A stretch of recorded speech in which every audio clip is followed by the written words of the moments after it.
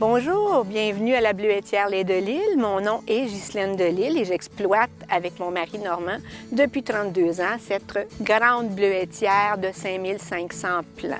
On a mis, entre autres, là, c'est du Northland, il y a du Blue Crop, il y a aussi du Blue Ray Hayard. Les bleuets, c'est un peu comme les pommes. Chaque type de pomme, chaque variété de pomme a sa saveur. Comme le Northland, c'est un bleuet qui est hâtif, qui est toujours très sucré.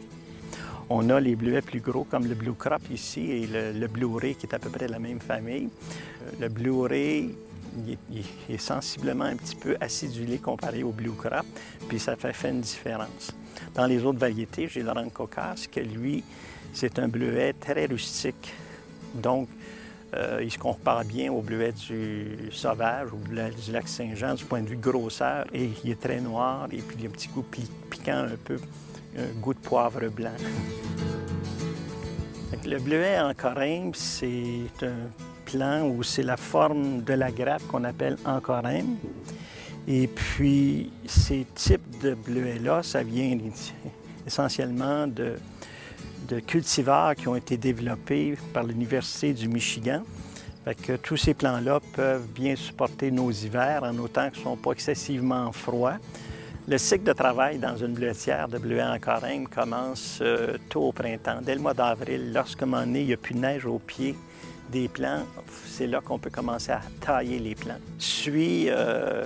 Dès la fin d'avril, il faut commencer à mettre les fertilisants, selon les recommandations de notre agronome.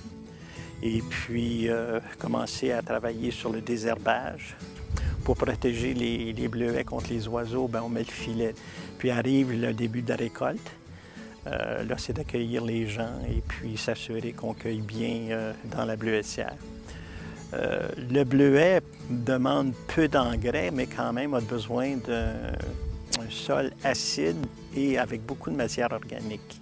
Un élément qui est important, c'est l'eau. Qu'est-ce qui fait des petits fruits? C'est le soleil puis l'eau. Dans une bonne bleuetière, bien, ça prend absolument un système d'irrigation. Donc, on a un étang artificiel qui fait la réserve d'eau, un système souterrain de distribution dans des tuyaux de goutte à goutte qui vont de plant en plant.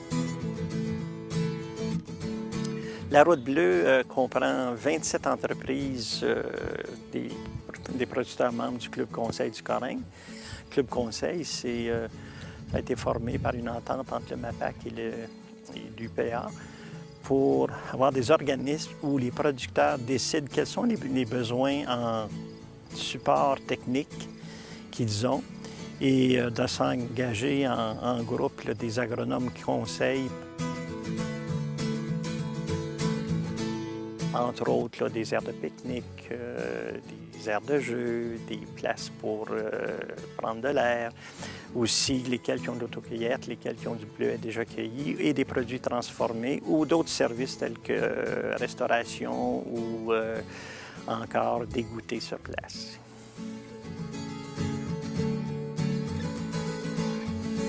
Le bleuet encorymbe est disponible de la mi-juillet à la fin du mois d'août. C'est sa période de maturation et puis de récolte en même temps. C'est qu'est-ce qui différencie le bleuet du Québec du bleuet qu'on trouve commercialement partout? Bien, le bleuet du Québec, il n'est pas fait pour voyager et être entreposé comme les bleuets qui nous arrivent un peu de partout dans le monde. Faute de rien, on peut bien prendre ces bleuets-là, mais qu'est-ce qui fait le changement? C'est que le bleuet, lui, prend toute sa saveur et son sucre sur le plant. C'est un des seuls fruits qui mûrit seulement sur le plant. Fait que si on le retire avant qu'il soit mûr, bien, la saveur n'est pas là. Et puis, lorsque les gens mangent du bleuet qui vient d'ailleurs, qui a trop voyagé, bien, il me semble que c'est pas aussi bon que qu'on avait lorsqu'on était petit. On peut se procurer du bleuet encorymbe chez les producteurs du Club Conseil du Corrèze, qui sont sur la Route bleue. Vous avez les bleuets à l'autocueillette ou en kiosque.